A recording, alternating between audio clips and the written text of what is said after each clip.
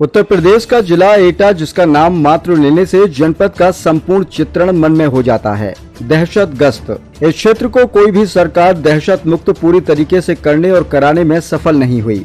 बात बड़ी बड़ी कोई भी क्यों ना करे, दबंगों से भरी ये जिला या जिले की धरती पर अपराध होने और करने से पूर्व ही अपराधी पर संरक्षण राजनीतिक रूप से प्राप्त हो ही जाता है। येन केन प्रकारेन एटा की कानून व्यवस्था अब ऐसे में कैसे सार्थक हो सकती है जब राजनीतिक हस्तक्षेप से कानून को प्रभावित किया जाता हो। वहीं ये भी सत्य है कि पहले तो अधिकारी यहाँ एटा में तैनाती कराना नहीं चाहता, और यदि एटा में हो जाए तो फिर एटा में आने के बाद अधिकारी मदमस्त तरीके से ही कार्य करने लगता है। एक ऐसा जिला जहाँ जिले भर का व्यक्ति न्याय की आस लगाए बैठा हुआ है, किंतु अंधा बांट में जिला पिछड़ा का पिछड़ा ही रह जाता है। आज इसी जनपद में घटित हुई घटना ने एक बार पुनः समूचे जनपद की आंखों को नम कर दिया। जनपद में हुई इस घटना ने जुबान पर एक बात रखी, दोषी को सजा मिले, दोषी को सजा मिले। बेरहमी से पिटे सत्यवीर की चारपाई पर रखी हुई लाश किसी और की नहीं अपितु सत्यवीर की ही थी, जो खुद भी अपने साथ हुए अन्याय के लिए षड्यंत्रकारियों से न्याय की भीख मांगते मांगते दुनिया से विदा हो गया। आपको बता दें कि एटा जनपद के थाना निधौली कला के अंतर्गत गांव चंद्रभानपुर निवासी सत्यवीर पुत्र महावीर सिंह को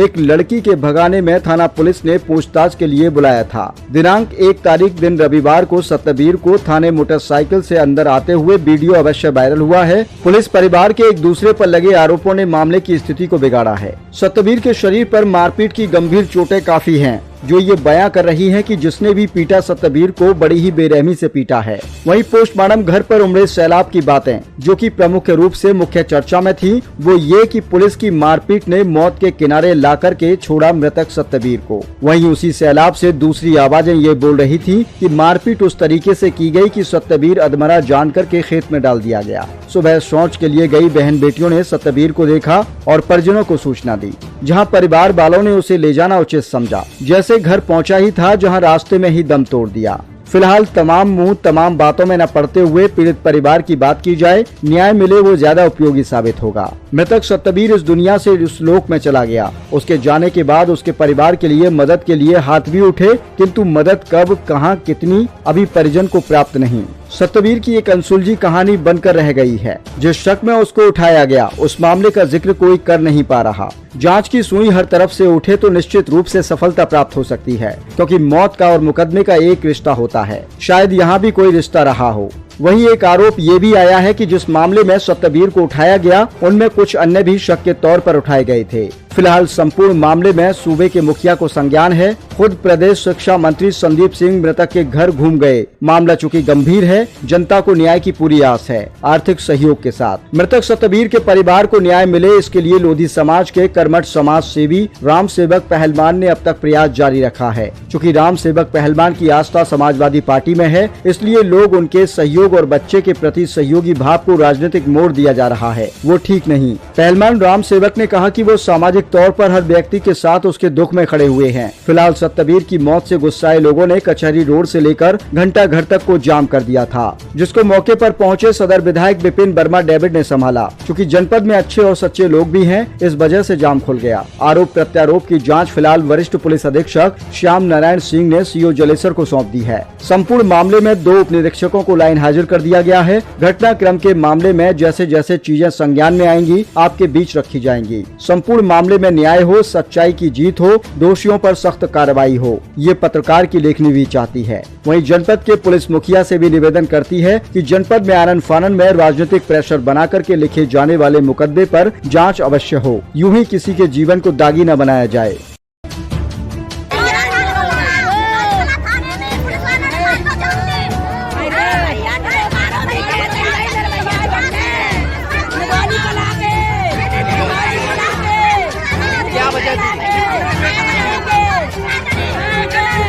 जाता है। आरोप है कि पुलिस पिटाई से चुप धोकर की है, क्या मामला है?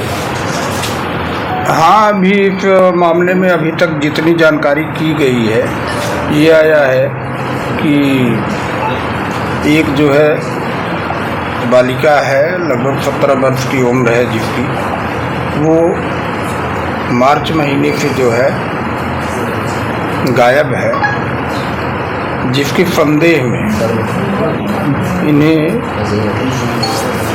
सतवीर सिंह है जिन्हें पुलिस ने जो है बुलाया था और ये अपने भाई के साथ जो है थाने पर भी आए थे। थाने पे पूछताछ भी हुई थी, थाने पे कुछ देर रहे, उसके बाद कोई वकील साहब गए थे, सुरेंद्रमा बताए जा रहे हैं, उनकी सुपुर्दगी में दिया गया और फिर जा कर के रात्रि में जो है पता चला है कि उसने जो है अपने घर में फांसी लगा करके आत्महत्या कर ली है। गांव वालों का ये आरोप है कि थाने पर जो है पुलिस के द्वारा पिटाई की गई है। इस संदर्भ में हम पूरी तरीके से, हमारे क्षेत्राधिकारी अभी वहीं मौजूद है, थाने पर सीसीटीवी लगे हुए हैं, पूरी की पूरी फुटेज जो है देखी जा रही है। अगर इस तरीके का हुआ होगा और पीड़न हुआ होगा या टॉर्चर किया गया होगा तो हम जो है सभी पर सख्त से सख्त कार्रवाई करेंगे। फिलहाल तहरीर हमें जो है मिल गई है और पोस्टमार्टम के लिए भेजा गया है और हम अपने जो है एडिशनल एसपी को भी मामले की पूरी जांच के लिए भेज रहे हैं। जो भी सच्चाई होगी उसके आधार पर हम पूरी विधिक कार्रवाई करेंगे। तहरीर में एक 2 उपनिरीक्षक हैं, सुरेंद्र यादव जी हैं और आसिफ अली उपनिरीक्षक हैं और 3 पुलिस वाले जिनके नाम नहीं हैं उनको नामित करते हुए जांच में दोषी पाए जाते हैं तो क्या करना है? उन पर फौरी तौर पे अभी तो उनको फिलहाल वहाँ पे जो है हम हटा करके जो है लाइन में अटैच करते हैं फौरी तौर पे सभी को, 5 को। अब अभी पुलिस वालों के नाम नहीं आए हैं, लेकिन वो जो 2 निरीक्षक हैं फौरी तौर पे उन्हें जो है हम लाइन हाजिर करते हैं और लाइन में और इसकी जांच करवाते हैं। क्योंकि सीसीटीवी लगे हुए हैं, ट्रेन में आएगा। और ये भी है कि लगा रहे हैं कि लेने गए थे जबकि अपने भाई के साथ जो है ये व्यक्ति खुदाया था। बता दें वो वकील साहब भी थे इनके साथ? हाँ, नहीं, वकील साहब शायद छुड़ाने गए हैं।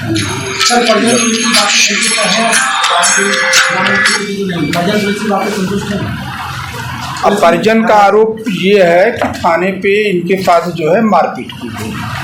अब उस चीज़ को भी हम सीसीटीवी फुटेज से देख लेते हैं या पोस्टमार्टम कराया जा रहा है तो उसमें अगर कुछ आता है तो निश्चित ही कार्रवाई की जाएगी।